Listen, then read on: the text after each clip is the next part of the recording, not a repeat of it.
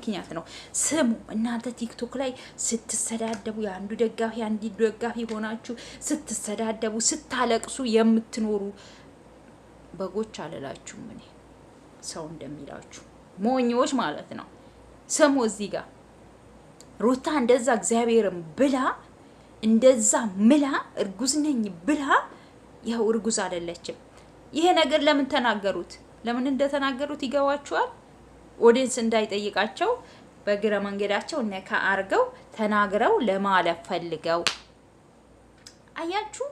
ሚሰራው ሴራ ብቻ እዚህ ጋር ለምንድን ነው የተናገሩት? ነገ የታለች እርግዝናዋ እንዳይባል በዚሁ ተነግሮ በዚሁ እንዲያልፍ ፈልገው ነው። የምር ግን እኔ የምር ሲሪየስ ማለት ነው ሩታ የምር እርጉዝ መስላኝ ነበረ።